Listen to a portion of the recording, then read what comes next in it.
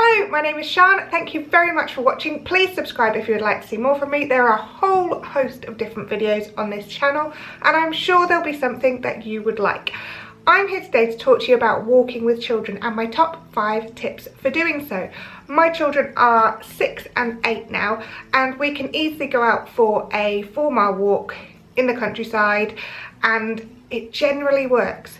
There's a little bit of whinging, but not a lot. So I thought I'd share with you what I've learned over the past sort of 5 years of going out walking with them and how we've managed to make it work for us. I find that going out for a walk is a really nice way to spend time together as a family. You don't have any distractions, there's no gadgets, gizmos, none of that. You can just spend time together. One thing we often do is walk to the pub, have lunch and come back again. I feel like I've earned a good pub lunch after a walk there. So these are my top 5 tips for going on walks with children. Doesn't matter how long the walk is, I think they pretty much all still stand. Number 1, bring snacks and water. You will need water for them. Whether or not they'll actually drink it is a different matter, and you will also need snacks. Snacks tend to stop them being whingy, which is very good. I also tend to take hot chocolate, probably not in the middle of summer, but probably all the way up to like June. I will take a little flask of hot chocolate just to keep them going, and we'll stop and have a little rest after say a mile and they can have some hot chocolate just to keep the little legs going on. Number 2, take a change of clothes. I should really listen to my own advice on this one, because on more than one occasion we've ended up with wet legs or wet boots or wet socks or a child falling in an entire puddle and needing an entire outfit change, which we just haven't had with us. So I tend to take just leggings and socks and knickers, or some joggers for my son and socks and pants, which tends to see us through. And actually we don't tend to have accidents on the times that I have the stuff with me, but we do when I don't have the stuff with me. Who knows what that's about. Number 3, be prepared. Be prepared for whinging, be prepared for them being bored, be prepared that it might be a bit boring at first. What I've found really works, and I know this sounds a bit lame, is playing games like I Spy. The last walk we went on was a 4-mile walk around a reservoir and I took the kids by myself, and normally my daughter who's 6 ends up on my husband's shoulders. So she can't go on my shoulders because my back's not good enough. So she knew she wouldn't have that chance to kind of rest. And she did absolutely brilliantly. But we did play I Spy for a good half hour. And we also played imaginative games. At one point we were chasing an invisible pterodactyl. Obviously it was invisible, but it wasn't just a pterodactyl. It had the body of a pterodactyl and the wings of a pterodactyl. It had a T-Rex's head, an elephant's trunk, and a monkey's tail. It was a very strange looking creature, let me tell you. The only reason I could see it was because I was wearing my invisibility goggles, meaning I could see the invisible stuff. Use your imaginations, let them run wild, just have fun when you're out there. Number 4, if all else fails, bribe them. I don't let my children have sweets that often, but when we go on a walk, they're allowed a sweet a mile.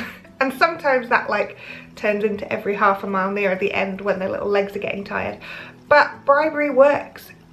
It's pure and simple. So mine are allowed one little Moam sweet or something like that per mile, which still equates to less than I imagine a lot of children have every day.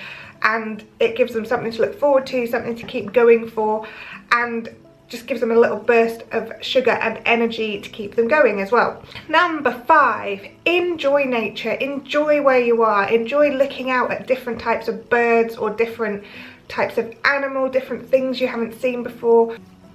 The last walk we went on was only about 3 miles, but it was up a really steep hill. And so whilst we were doing that, we were also looking out for fossils on the ground, because around this area there are loads of fossils.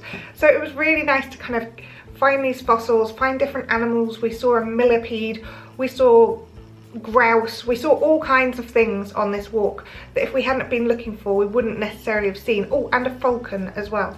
We saw some incredible stuff just by opening our eyes and really appreciating what was around us. I hope those have been useful. I kind of think a lot of them are just common sense, but I also think people are put off going on walks with their children because they think it's going to be really hard, kids are going to moan, and actually it's not necessarily the case. I've had experiences where we've had really hard walks that have taken absolutely ages to get there.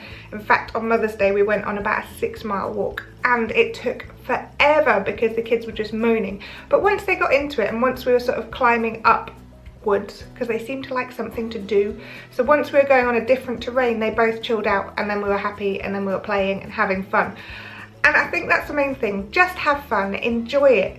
And if it's not working, if it's really not working, then obviously don't keep doing it. But definitely what we kind of stepped into was doing a walk to the pub and walking back again. So it's about 3 miles to one of the pubs we go to, and then a 3-mile walk back. So you've broken the walk up and you know you've done it, so it's not going to be awful afterwards, and you could always get a bus back if it didn't work. Please leave in the comments below any experiences you've had of walking with your children, be it good or bad, because I've definitely had some of both, but we do really enjoy doing it. I would love to hear your comments because I love hearing from people who are watching my videos. If you've enjoyed this, please give us a thumbs up, and if you would like to, then please subscribe, and I will see you again soon. Alright, bye. I've been walking in a country road, and I've been chasing after my shadow.